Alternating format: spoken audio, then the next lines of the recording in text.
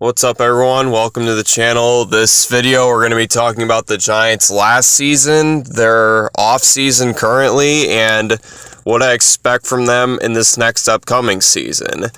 Giants had a bit of a disappointing season. They went 6-11 despite making the playoffs the year before.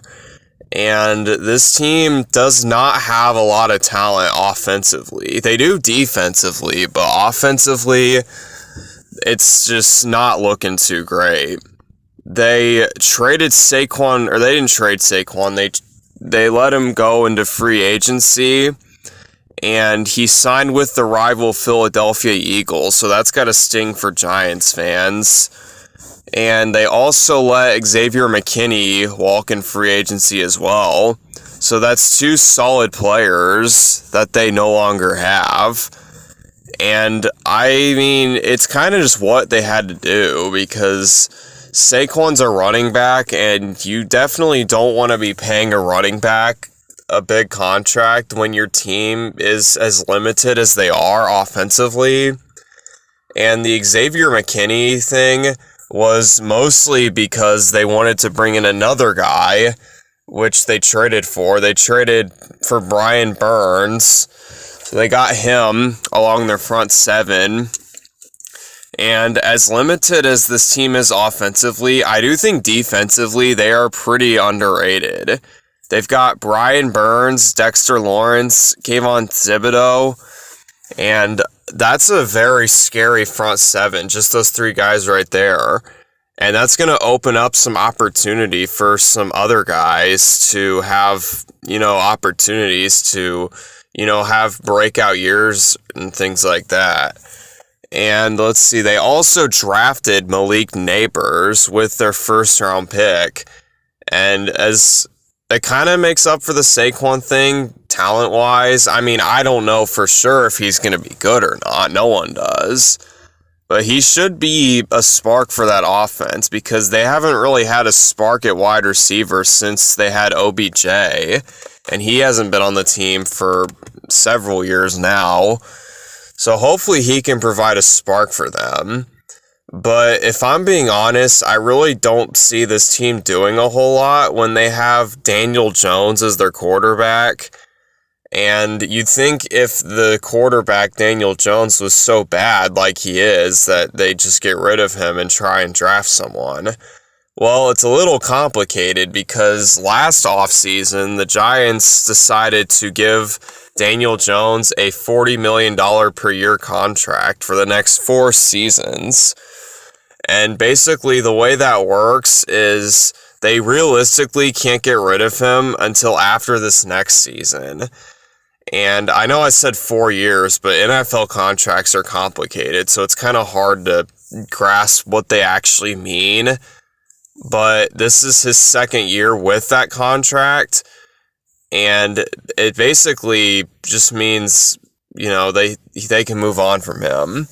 It's a little complicated. I honestly don't understand contracts a whole lot, but I do know that this year is the last year they're truly stuck with him.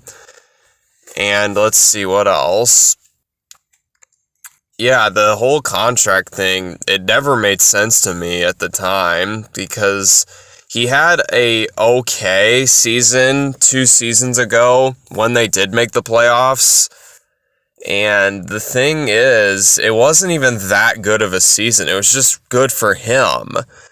And that's kind of, you don't want to pay players that are not that good that type of money. If he's a good player, I get it, because the quarterback contract is insane. The quarterback contract market's insane. But the thing is, he wasn't even playing that good. He was playing average, league average, I would say. And they were so confident in his ability to play average for 1 season, despite his inconsistencies throughout the rest of his career, that they handed him a contract of that magnitude. It's what the hell are you doing? I know this team is ironically featured in Hard Knocks for the offseason. They have they've been doing Hard Knocks for a while, but they decided to have the off season, have a team for the off season, and the Giants are that team. And I heard their GM, Joe Shane, talk about how they're trying to justify the Daniel Jones contract by saying how he doesn't have help anywhere else and anything like that, because their wide receivers aren't very good and their offensive line is not very good either. So I will give Daniel Jones a little bit of the benefit of the doubt for that. But the thing is, like, why would you pay a guy that much money for playing average? Just even if you want to make the argument that the team around him wasn't very, good, like, that's still a ridiculous thing to do. Pay him that much money if you don't even truly know if he's good. Because I don't think there's one person who's going to say that Daniel Jones is a good quarterback. I mean, I sure as hell don't think he's a good quarterback. I think he had a fluke 2022 season, and the Giants got way too invested with him there. And, this is just kind of the price they have to pay for it, because they're stuck with him for at least another year. They just have to hope that he bounces back and has an average season or whatever they think he is capable of. But, I mean, it's just kind of stupid what they're doing here. And I understand getting rid of Saquon Barkley and Xavier McKinney. I mean, they probably would have had to do those two things regardless. And I get it, because, I mean, you can't pay everybody. But you'd think that a team would have enough common sense to not pay a average to below average quarterback that kind of money. But not the New York Giants. They got way too carried away with that season in 2022, and now they're just paying the ultimate price for it. And let's see what else happened. Darren Waller, he's doing some drama in this offseason. He's actually retired, and apparently he wants to be a rapper or something like that. So he's no longer going to be on the team, which I don't think's a big deal, because he wasn't even that good when they brought him in. And they brought him in from the Raiders because they wanted to elevate this offense, and it obviously didn't work because they went 6-11, and Daniel Jones, before his injury, decided to not play very well. And another alarming thing with this team is when Daniel Jones got injured and had a season-ending injury, when they put in Tommy DeVito and Tyrod Taylor, the offense looked a lot better with those guys. So you have to ask the question, even like if the guy that you paid that much money to is doing worse than two backup caliber quarterbacks, that is not looking good. You just need to really figure out what you're doing with your offense, because whenever you're trying to build a team, you gotta be responsible with who you just devote your money to. You just need to decide what you're gonna do with your team, and you just gotta be smart about it. And the Giants obviously have not been smart about it with the Daniel Jones contract that they handed out to him. And you just have to wonder if this team truly knows what they're doing or not, because, I really don't know if they do. It's just such a horrible contract to give to a guy who's not even good. And I know I've been kind of dogging them a lot about that contract, but that's just how bad it is. I mean, teams don't do that, and when they do, they pay the price for it, and that's what the Giants are doing. And I don't get it. And no, I don't think anyone gets it, because, you don't do that. You don't pay guys that much money who aren't very good. And it's going to limit them for the next few years, because, they're not going to be able to even really look for a quarterback, because that's going to stir up a bunch of drama with Daniel Jones and all that. And, you just got to wonder what the hell this team is doing. Because, what direction do they want to go? Do they want to push for a playoff spot? Or do they want to, tank? Do they want to try and figure it out with Daniel Jones, even though he's not a very good quarterback, and he's proven that time and time again? I mean, you could make any assumption about this team that you want, and you could, reasonably say, oh, no, they're doing this, or they're doing this. Like, you just have to wonder what direction this team really wants to go, because all these decisions they're making just indicate they want to be a mediocre team, because I don't think they're going to be the worst team in the NFL, because their defense is actually pretty solid, but it doesn't really matter when your offense is so bad that it's one of the worst in the league, which it was last season when Daniel Jones was playing, and he's going to be starting, because when you pay a QB that much, I mean, you have to let him start. I mean, you can't just not let your guy that you're paying that much not start. I mean, that would just indicate that you don't know what you're doing, which, I mean, I don't really think this team does, but when you flat out just don't play your guy you paid that much money to, and he's not injured or anything, that's just you admitting you don't know what you're doing. And yeah, it's not looking too good for this team. I will say, though, one bright spot about this team besides their defense is their head coach, Brian Daboll. I do think he is a good head coach. So hopefully when this team can, get on the right track after this whole Daniel Jones thing flies by, because I do think this will be his last season with the team, because he's not very good. And I think they might just have to flat out release him, because I don't think anyone's going to want to trade for him with that contract. And I mean, even if they did, I mean, they'd probably get at most like a 6th round pick or something like that. I mean, teams are not going to want to take a chance on a guy with a contract like that. And, one thing that does suck about where they're at is they've got the Cowboys and the Eagles in their division. And, both those teams are for sure going to make the playoffs. And then even the Commanders, who were the second worst team last season, they improved a lot. They brought in a bunch of people to try and help their offense and their defense. And, I mean, you just got to think this team's probably the worst out of the 4 teams in the NFC East. But I also don't think they're the worst team in the NFL, so I don't think they're going to get a very high draft pick. I mean, top 5 maybe, but I don't really think they will, because I do think their defense will keep them in some games. So it's like one of those teams where you're just stuck in the middle, the half glass empty, half full kind of saga.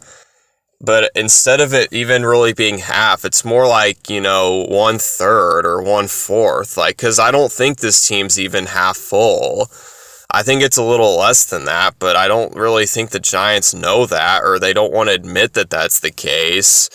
So they're just trying to, scrape together as many, victories as they can, which, I mean, that obviously sounds like what you want to do, but it's going to hurt them in the long run if they pass up an opportunity on some, high prospect player that might be available if they were to be one of the worst teams in the NFL.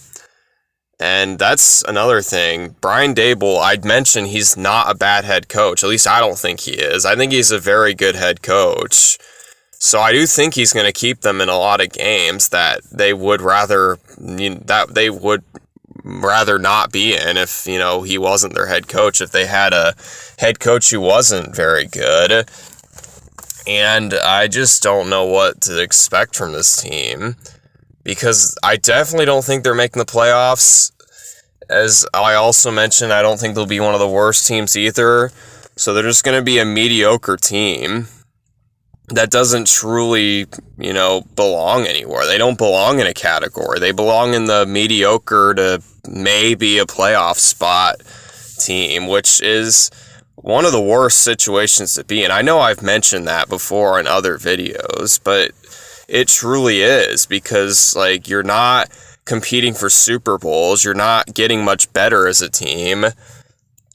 So you're just stuck, and that's where this team is. And they're not the only team in this situation. I mean, you've got teams like the Broncos. I feel like they're in a situation like that as well. You could argue maybe the Vikings are also in that situation because their team, your roster isn't like so awful to the point where you can just throw in the towel and tank or anything like that. But it's also not good enough to realistically make a run if you make the playoffs, if you're lucky enough to make the playoffs. Like, it's a similar, just a debacle that you really don't want to be in. And unfortunately for Giants fans, that's the state of this team right now. And I think if they were to pay Saquon what, he wanted, I think that would just be further indicating what they're trying to do, because I mean, I do think it was right to let him go, and I think it was also right to let Xavier McKinney go. And they brought in Brian Burns, so I'm wondering if maybe they hope to have some quick fix type of rebuild, because I know teams like to do that. They call that retooling instead of rebuilding, but that's kind of a band-aid for what, teams should do. Like, you don't want to retool every single year because you're truly not going anywhere. And I just don't really understand what this team's trying to do or anything like that. Just a confusing team, in my opinion. Like, the same team that'll give Daniel Jones $40 million a year is the same team that will, not pay Saquon Barkley, who actually is a good player, who you could argue deserves money, which he got from the Eagles in the offseason. But I don't know. This team, I think we'll have to see how they do once the Daniel Jones saga ends, because I think once he's gone, they can truly reset the roster or reset the offense, because I guess you could argue their defense is fine. So they got very good players on that side of the ball, but offensively, no, they don't. But that's really all I got to say about the Giants, because I've said just about everything 300 times in a row, so that's about all I got for this video. I hope you enjoyed. If you're a Giants fan and you don't like what I said, I hope you'll still watch my stuff. And I guess if you think differently, then you can comment below or something like that, how I'm wrong and something along those lines. But I'm going to quit stuttering here, and you can go on with your day and do whatever you want to do. And I'll just go ahead and commentate the rest of this game. Right here, 2nd and goal. We're tied 7-7 with 3:09 third quarter. And Daniel Jones takes a sack here. It's 3rd and goal at the 12. And Daniel Jones drops back, play action. He's going to roll out to the right, and he is going to set his feet. Throw pass is caught by Sterling Shepard. And that is going to make my opponent rage quit. And this will officially end the video. I know I said the video was over a minute ago, but I don't really know what I'm doing here. Sometimes when you run out of things to talk about and there's still gameplay, you kind of just have to make some shit up on the fly. But anyway, this is the true end of the video. I know I'm a little confusing with my words and all that, but I will see you next time if you choose to watch my next video, and that video will be something.